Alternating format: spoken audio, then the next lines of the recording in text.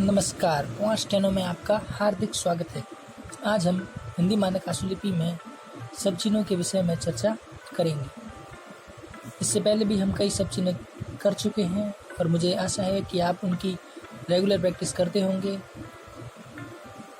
आज जो सब चिन्ह मैं आपको बताने जा रहा हूँ वो आपको अच्छे से प्रैक्टिस करनी है और इनका प्रयोग आगे वाले डिक्टेशंस में भी होगा। तो शुरू करते हैं। जैसे कि पहला है तथा। तथा को हम कैसे लिख सकते हैं? त को हम हवा में लिखते हैं। त को हम हवा में लिखते हैं इस तरीके से। त को हवा में लिखते हैं तो इसका मतलब होता है तथा। यदि हम त को लाइन के ऊपर लिख दें तो इसका मतलब हो जाएगा होता। त को हवा में लिखने पर हो जाएगा इसका मतलब तथा, और लाइन पर लिख देंगे तो इसका मतलब हो जाएगा होता। और अगर लाइन से काट कर लिख दें त को तो इसका मतलब हो जाएगा तथापि। और यदि हम द को हवा में लिखें तो इसका मतलब हो जाएगा यदि, और द को अगर हम लाइन पर लिख दें तो इसका मतलब हो जाएगा आदि। और द को अगर हम लाइन से काट कर लिखें तो इसका मतलब हो जाएगा इत्यादि, यदि, आदि, इत्यादि। अगर हम छोटे व्रत को और त को जोड़कर लिखे हवा में इस प्रकार से, एक बार पुनः, छोटा व्रत और त, उसका मतलब हो जाएगा हवा में सहायता। छोटे व्रत और त को जोड़कर हवा में लिखें तो इसका मतलब हो जाएगा सहायता। और अगर हम इसे लाइन के ऊपर लिखें इस प्रकार से तो इसका मतलब हो जाएगा सहमति। एक बार पुनः, ये सहमति।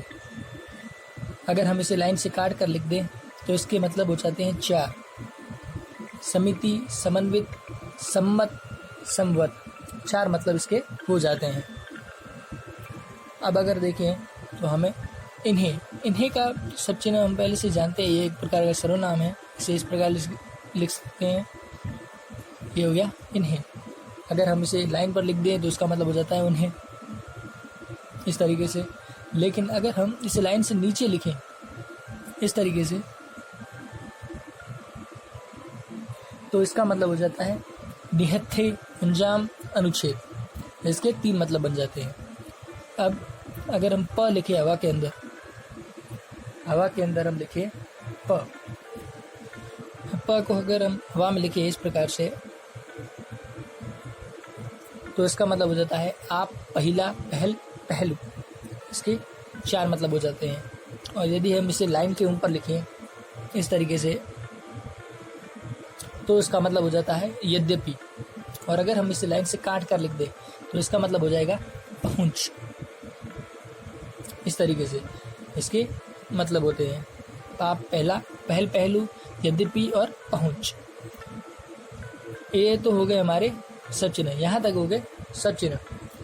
इसके अलावा ये नीचे कुछ शब्दांश यानी कि वाक्यांश दिए गए हैं। देखिए, पहला है अवसर से। ये लिखा हमने अवसर, और ये पर यानी कि अवसर पर। एक बार पुनः देख लेते हैं। ये अवसर, ये पर। अब लिखना है की और गया है। की और गया है हमें। देखिए, की आकृति नीचे से ऊपर जाने की जगह ऊपर से नीचे आएगी। इसका कारण क्या है? क्योंकि अब की आकृति की जस्ट बाद जो आकृति आ रही है वो और है, यानी कि र की है।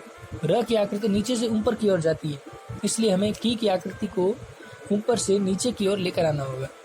देखिए, इस प्रकार लिखेंगे हम इसको, की और गया है। एक बार पुनः, की और गया है। इस तरीके से हम लिखेंगे। अब ये लिखा हुआ है सब और से। इसमें ये सब, ये और, ये से। इस प्रकार से लिखेंगे। इस देश के, ये इस, ये देश और ये के। इस तरीके से अगर हमें लिखना हो ऐसी अवस्था में, ऐसी अवस्था में कैसे लिखेंगे? पहले लिखेंगे हम ऐसी। ये ऐसी का सब चिन्ह है हमारे पास। ये अवस्था के लिए छोटा व्रत, और ये मैं, और ये बीच में से काट। इस प्रकार से लिखेंगे हम ऐसी अवस्था में। तो पुनः देख लेते हैं। ऐसी अवस्था में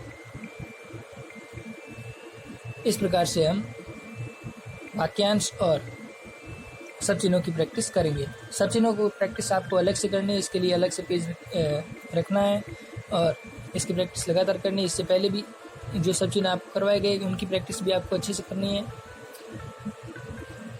और उनकी प्रैक्टिस अच्छे से करने के बाद आपको डिक्टेशन उपलब्ध करवा दिया जाएगा, जिसमें आप इनका प्रयोग करके अच्छे से अपनी प्रैक्टिस कर सकते हैं। और किसी समस्या के लिए आप हमारे इंस्टाग्राम अकाउंट पर संपर्क कर सकते हैं।